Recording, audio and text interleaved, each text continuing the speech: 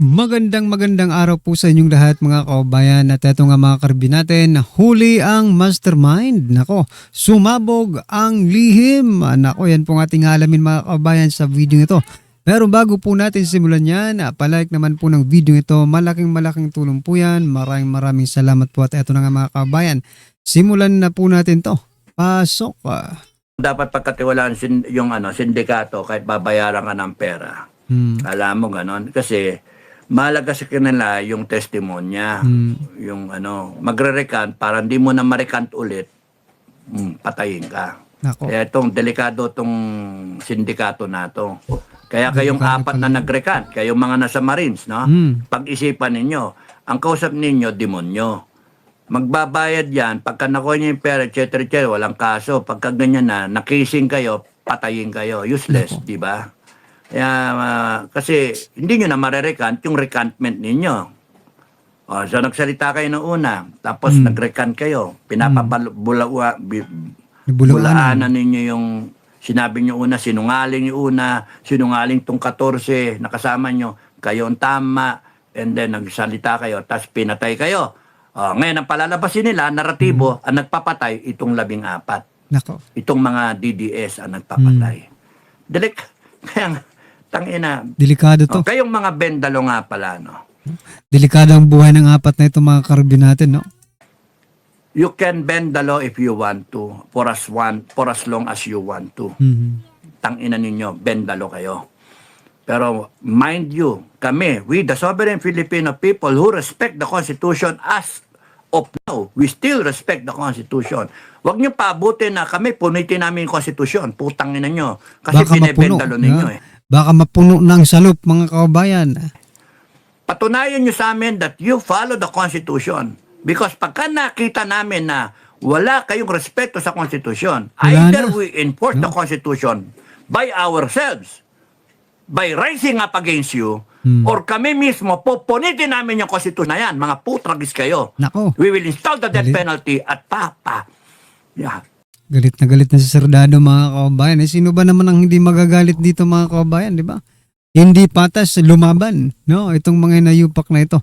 Talagang kung pwede lang, no? Sila na ang nasa kapangyarihan ay sila na talaga. Parang ayaw nang bumaba mga karbi natin, ha? Papadagutin namin kayo lahat. Animal kayo. You can bend the law kung gusto ninyo. With so much pleasure na gawin nyo for as long as you want to. Pero you violate the law, kami kalaban nyo. Right. Kami kalaban nyo. And so far, right now, you are violating the law. You are betraying the Filipino, the public trust. You're betraying the Filipino people. You're committing treason. Ang dami nyo kasalanan sa amin. Huwag nyo nang paabutin na bastusan tayo. Huwag nyo nang paabutin na wala kaming rerespetuhin sa inyo. Pasalamat nga kayo, ikaw, presidente ka eh. Bongbong, pasalamat ka eh. Nitingin pa sa'yo, presidente ka. Correct. Lalo akong naniniwala na tarantado tong tong kalaban, demonyo, kasi binibili eh.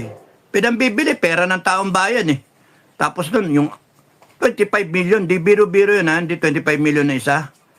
Yung 18 na yan, pagka nabayaran mo lahat yan, kalahating bilyon yun. Imagine kalahating bilyon.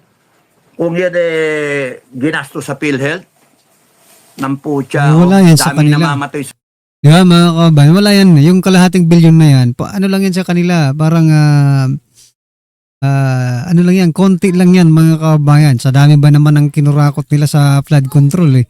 Di ba? Trillion po ang kanilang nakurap sa flood control. Kaya yung bilyon na yan, ako, pang ano lang yan eh, pang snack lang yan nila mga kababayan, di ba? Biruin mo nga yung mga binabayad nila sa mga club, di ba? Sa mga inuman nila, sa mga restaurant na kinakainan nila, di ba? Magkano yun? 100,000 or umabot mga ng milyon-milyon eh, di ba? Sa hospital tapos walang pera eh. Yung mga pang-tip pa lang sa mga chika babes nila eh. Di ba? Ilang 100,000 na yun mga kababayan. Tip lang yun ha. O magkano kaya yung bayad mga kababayan? Kung yun ang tip, magkano yung bayad? Di ba? Tapos yan kalahating bilyon, pambibili nyo lang ng testimonya ng tao para hindi kayo madiin. Makabayang Pilipino sa mansulok ng Pilipinas at mundo. Ayan. Mhm. Happy Saturday, happy weekend sa inyong lahat. Paulan pa rin, maulan pa rin. Sana hindi kayo binabaha. Okay, sa mga mabundok na area, ingat, landslide. Ingat-ingat po Mahirap kayo yung mga bigla kabayan. na lang may Matindi po ang ulan tumuhok. ngayon eh. Matabunan. Basta pag iba-ibang konsiderasyon, hindi natin alam kung ano yung pinagdadaanan ng bawat isa sa kanila. Correct. Lahat ng tao. Isipin nyo na lang, kayo yung Nasa nasa ano. Senator nga eh. Di isa nagpakulong. Si Estrada, no? Okay lang makulong siya. Yung Dalawa. dalawa, pera na. yung sinasabi ko, Pero- yung sinasabi ko, Kapdado, no? Kung yun yung dalawang senador na kuha nila sa Santong Paspasan, di ba? Ito pa kayang mga Marines na ito. Patibayan lang talaga dito ng dibdib mga karibin natin. Kaya intindihin rin natin mga karibin, no? Kwarta o kahon nga eh. So, yun yung ano. Baka, hindi ba Nakaloko kwarta tong o garapon? Pilipinas. So it will all depend on the character, upbringing, breeding ng tao, bawat tao, no? Kayo man, kayo tumapat doon. Kaya, opo. Hindi natin alam kung nandun na kayo, Kung meron anong nga gagawin dyan, nyo, official, di ba? 1 billion eh. Oo. 1 billion. Kahon. Sumama ka na sa taong bayan. Kahon. Kahon. Kahon pa rin eh. Kumampi ka na sa amin. Kahon. Kahon. Mag-withdrawal ka na. Kahon pa rin. Kahon. Yun yung Hanggang sa chismis nakakahon. yung iba. Ewan ko sino man yun. Ang hirap niyan mga kababayan sa kakakahon nila. Baka sila po ang makahon, no? At makahon at mailagay sa garapon, mga karabin natin. Yun ang delikado. Kaya na mag-connect-connect, kayo na mag-isip ko sino yun. 1B. Yung isa nga, 5B eh. Grabe. 5B. Nagre-reklamo pa eh. Putang ina. Ba, 5 billion lang ang binigay. Putsa, no? Samantalang yung mga congressman eh. Ang offer sa inyo ay 250 million. Pera na. Pero, Impeach na. Kaya lahat may kanya-kanyang presyo. Yung mga vlogger nga yung iba nga dyan, 40 mil lang 50 100,000 kahon, pera na. Yung iba nga, monthly na bayad na 50 mil o 100,000. Yung namatay magkano? 2.5 million yung pinag-aawayan nila. So, anong ang malaki dito yung key takeaway, ano? Sige, bumaliktad yung 4. Meron pang ilan na tira, 14 na tapos may 12 pa nga, hindi natin alam niligawan, no? So, ano ibig sabihin? Ang narrative nila, no? Ang narrative, gusto ko sabihin, yung una, ang narrative nila, sinungaling. Kinasuhan sila, yung mga Marines, kinasuhan ng cyber libel. Ibig sabihin, pagka kinakasuhan ka ng cyber libel ng offended party na pinaratangan mo kuno na tumatanggap ng maleta, nag-deliver sa kanila, sila yung nag-deliver. Knock, knock. Hello. Delivery service. Ano yun? Maleta, sir. Maleta, may maleta. Ito ngayon, ang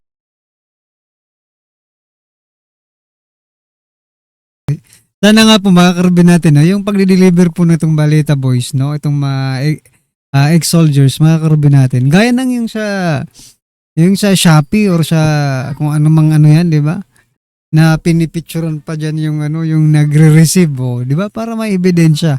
Kaso wala Maleta nga illegal, no? Cyber libel. Okay. So yun yung sinundan ng mga vlogger at mga troll at saka mga nagsasalita, yung mga para sa gobyerno na puta na magkakaso sila ng cyber libel, etc. Sinungaling tong puta na 18 na to. Armed Forces nga dinenay itong mga to. Isinuka ang Marines. Sinuka ng sariling organisasyon. Kaya, no? Puta ragis to. Nakakaya yung Armed Forces. Yung Armed Forces yung nakakaya. Hindi yung mga Marines. Correct. Ako, ano ko yung mga maris na yan eh. Mga idol ko yan ha. Mga idol. Yung mga mga may ano, prinsipyo. Pero yung Ang namera puso. na, hindi ko na idol yan. Wag nyo na sabihin Brave 18. Brave 14 na lang. Grade 14. Tapos baka mabawasan. Okay lang yan, okay lang yan. Ang mahalaga na dapat ilagay nyo sa isipan ninyo, mga kababayan, na bakit Ano po? binibili? O yun. Bakit binibili? Bakit Correct. may nag-o-offer ng pera? Yun yung hindi na pag-uusapan. Yun yung hindi iniisip. Ang una iniisip, bumaliktad na, sinungaling, ganyan, na mera na, etc., wala ng prinsipyo. Pero ang isipin nyo, bakit may offer na una 8 milyon, naging 10 milyon, 15, 20, ngayon 25. Kumana na, pumayag na. Kung kayo may pamilya at may ano kayo, nape-pressure kayo, baka may sakit dyan sa pamilya nila, etc., etc., at saka wala silang nakitang suporta sa taong bayan. Kulang ang suporta. Pinahamak pa sila ng mga handler nila. Napahamak sila. Ngayon hinahunting sila. Ngayon tatago sila. Delikado, 50-50 pa buhay. Mag-iisip ka demonyo. Doon magaling ang demonyo. Alam mo niya, yung may demonyo makikitaan ka pa ng paldo-paldo sige na, pumayag ka na, wala ng kaso. Hindi nyo alam, baka mamaya tsuguin din kayo. Okay, wala ng kaso, nandiyan kayo, meron kayong so much money. Ngayon, alam nila na meron kayong pera. Yung mga kapitbahay, ganito, bla bla bla. Tapos papasukin kayo na magnanakaw, patay kayo. Pwedeng ganun eh. Correct. Para tumahimik na kayo. Then Wala na. matakot yung iba, etc. So, ang ano dyan, bakit may bumibili? Ano yung binibili? Pag-recant. Kasi yun ang nangyari, di ba? Binayaran ng 25 million, binabayaran ng 25 million, Parang magre-recant. matras. Sa halagang 8 million niya, buti nga, di pa bumigay eh. Kaon! Sa 2025, 25 million, pera na. The most important takeaway there is bakit binibili yung testimonya nila. Correct. Bakit binibili yung katahimikan nila? Bakit binibili yung katotohanan? Para tumahimik na sila, para hindi na sila nag-recant sila, pinapawalang bisa nila yung salita nila na una. So, 4 yun. No? Ano ibig sabihin nun? Hindi yung nag-recant sila dahil sa sinungaling sila sa umpisa. Pwede ka naman mag-recante nang walang pera na involved, walang bayad. Pero ang tanong doon, bakit may pera na involved? Sino yun? Sino yung Na mastermind? nagbabayad ng 25 million ng isa. Kaya kung isipin mo, 25 million, magkano yun? 25M, ilan ba sila? 18 sa 10, 500 million. So, minus 25. 450 million. Tulin, Tulin sa mat. 450 million ang binadget para sa kanila. Sa 18. Meron pang 12. No? Wala pa naman sinasabi. Kaya mas bababa yung dyan. Bakit naglalabas ng ganong pera? Pera natin yan, Pera na taong bayan. Bakit naglalabas ng ganong pera? Ibig sabihin, totoo yung sinasabi nila. Kaya lalo dapat kayo magalit, lalo talaga dapat ilagay nyo sa isipan to. May mastermind, merong sindikato, mga tukmoy itong mga walang yan to. Kaya papatulan nila itong 18, babayaran nila. Well, ang bad news dyan, para sa kanila, hindi lahat ng tao kayang bilhin. Hindi lahat ng tao. Ang advice ko sa mga Marines, Yung iba kasi dyan, mga kababayan, talagang maprinsipyo, no? Kahit anong gawin mong dik-dik dyan, mga kababayan, talagang ang prinsipyo niyan para sa bayan. Yung iba naman yan, yung mga katulad nitong 4 na itong mga alanganin, no? Mga hilaw pa, kung baga. no? Maganda kayo, baka tsugiin kayo, no? Yung Yun kaso-kaso, lang. kayo, pwede mag-chippy ng mga Pilipino, etc., o yung mga handler ninyo, yan. Trabaho ng mga handler nyo yan na pag-ingatan kayo. Dapat nung pa lang, inisip na yan. Na yung pagsasalita ninyo na hindi... Yung umpisa pa lang nilabas kayo sa Club Pilipino dapat doon pa lang, kompleto Ricardo na. Nagtuloy-tuloy na. Hindi, napagpiestahan kasi. So, yung huling-huli ninyong appearance doon sa may double gem na doon sa may EDSA, no? Yung para sa mga malalaking gathering o mga kasal-kasal, no? Reception, doon sa may parting EDSA na sinasabi Senate hearing, Blue Ribbon, hindi naman dumating yung mga senator. So, ang tanong nga doon, bakit hindi dumating yung mga senator? So, na-set up yung meeting as na siguro, baka hindi alam ng mga senator. Kasi kung senator ang nag-set up nun, pupunta talaga mga senator. Tsaka, senator of the republic yon, hindi mo pwedeng basta-basta harangin. Pero hindi, nangyari doon wala yung mga senator So, question mark yon. And then, nagsalita sila, nag conference. Yun nangyari. So mga kabayan, sa ibang balita naman po mga karib natin, pasadahan din po natin to, no? Ito po mga kabayan, patungkol po ito sa... Teka lang ha. So, tatanungin, scam ito. Move to strike. No Your further Honor. Move to questions. strike. Scam. That is out Dito of sa order, kay Your ano, Honor. kay Madalang ko lang makita ng ganyan si Atty. Powa. Atty. Powa. Madalang ko lang makita ng ganyan. Kung akong tatanungin, scam ito. Move to strike. No Your further Honor. Move to questions. strike. That is out of order, Your Honor. No further questions, Your Honor. So Move to strike. stricken from the record. No Stricken from the records yan, ha? Kung tatanungin, scam ito. Move to strike. No Your further Honor. Move to questions. strike. That is out of order, Your Honor. Madalang ko lang makita ng ganyan si Atty. Powa. Correct. Madalang ko lang makita ng ganyan. Kung akong tatanungin, scam ito. Move to Scam strike. ito. Your Honor. Further Move to questions. strike. Conclusion That yun, is eh. out of order, Your Honor. No further questions, Your Honor. so Move to strike.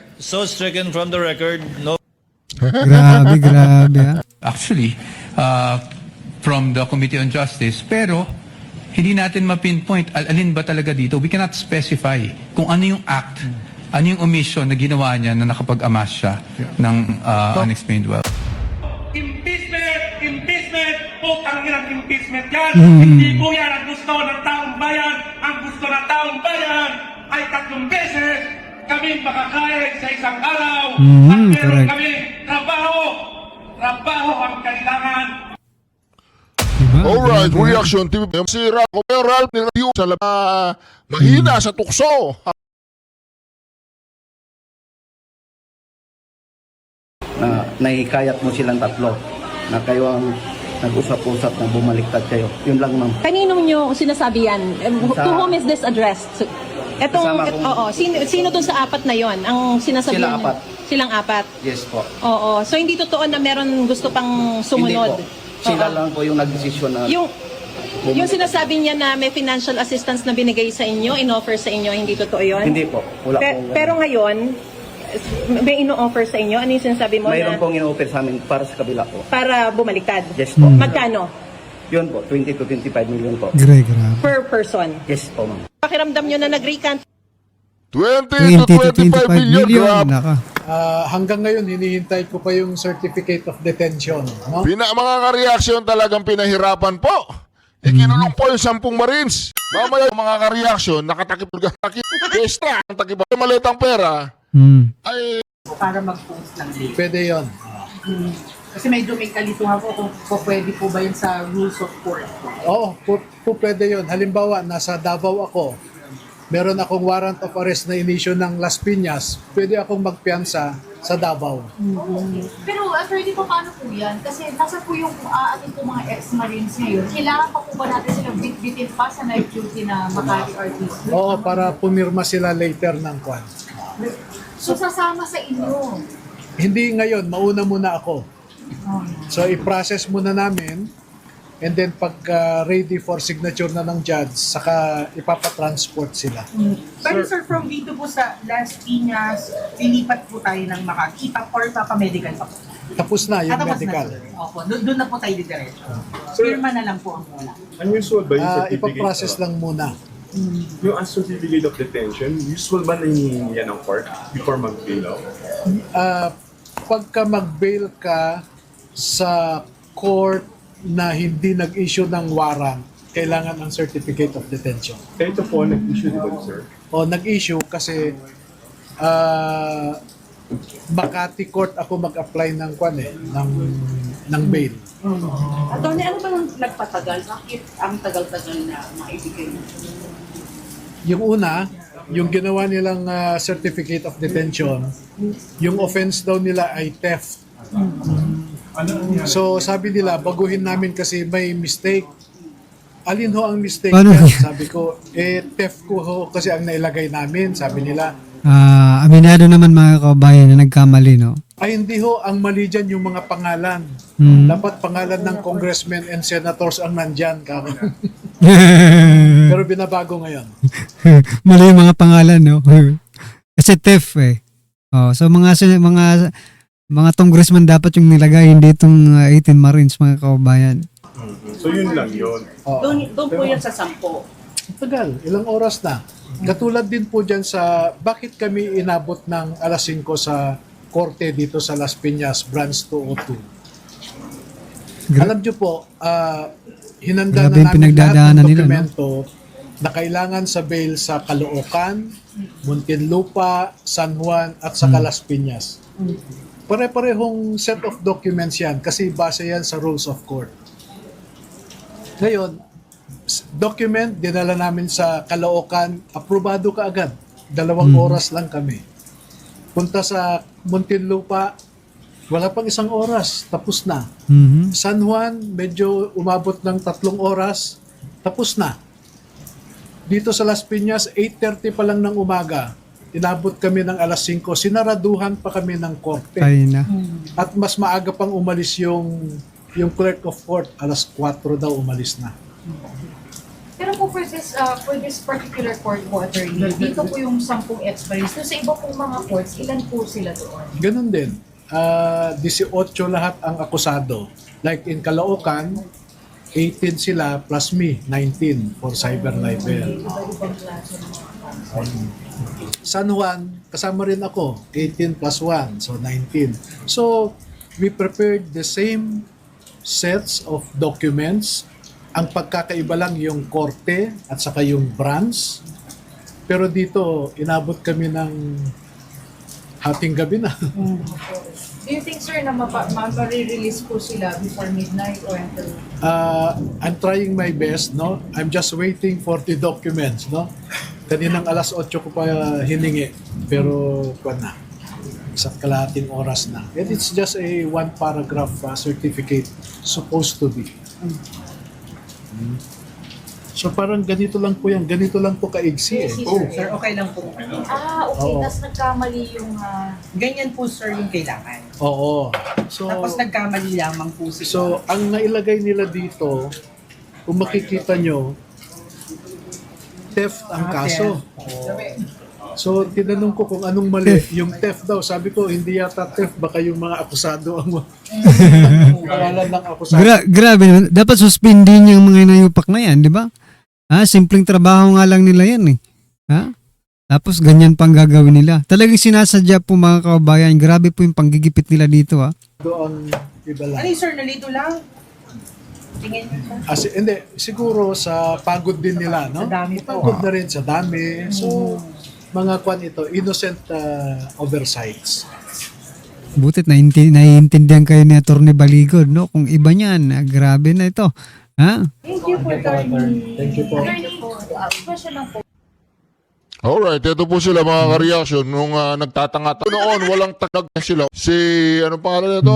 Ilagyan natin. Yung ginawa ng mga kasama.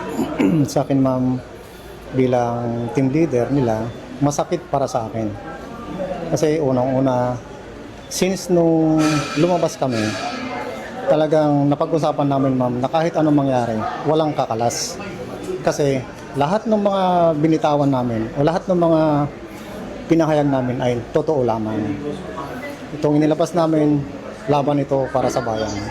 And alam nyo from the start, ang malalaking tao talaga yung magiging ng mga expose. Yes, ma'am, alam namin yan. Kaya nga sabi nga namin, kahit gaano kalaki o gaano katibay itong mga taong binabangga namin, kailangan natin banggain to. Kasi Kung hindi natin isuwalat to, walang mangyayari sa bayan natin. Correct. Sir, anong nararamdaman mo kung sa apat na talaga? Siyempre, ang consequence niya, babalikan sila ng ombudsman. Kasi nga, meron silang sworn affidavit doon sa Office of the Ombudsman revealing. Ako ma'am, naaawa ako sa kanila. Kasi unang-una, although na nabigyan sila ng promesa na tatanggalin yung kaso, pero hindi nila inisip yung ginawa naming affidavit na voluntary kami nagbigay ng affidavit sa ombudsman, ng individual affidavit, na pumirma kami mismo sa harapan ng mga 8 abogado doon. So hindi kami pinilit doon. Kusa namin ibinigay lahat ng mga nalalaman namin doon. Sinasabi nila na kaya lang daw sila lumantad dahil binayaran sila ng Attorney Baligot. Sa inyo ba, ikaw personally, ba pinangakuan ka ba ni Attorney Baligot kapalit ng inyong naging salaysay? Ma'am, from the start, kusa po kami na lumapit kay Sir Levy Baligot, Attorney Baligot, na pasalamat nga po kami dahil nakilala namin si Sir. Kusa po kami na lumapit sa kanya para may lantad itong lantarang korupsyon sa ating bayan. At yung sinasabi nila na pinangakuhan kami ng pera, wala po yun. Napakasinungaling po nilang apat. Kaya mahiya naman sana sila ma'am sa ganyan na paninira nila. Mahiya naman kayo. Alam niyo ma'am, si Ma'am Malo at saka si Sir Levy, halos pakainin kami ma'am sa dalawang palad nila. Pero nagawa pa rin nilang parang sisiraan pa. Kaya awang-awa ako ma'am sa apat na to. Kung ano mangyari man sa kanila, sana hindi na nila pagsisihan po. Ma'am. Ikaw yung team leader ng grupo. Ano ang tanong pa na recantation? Brave 14. Ma'am, itong Brave 14, talagang kinausap ko ng bawat isa. Ang sabi sa akin, kahit ano mamatay man kami dito sa lupang Sinilangan, wala pong ano to ma'am. Wala na pong babaliktad.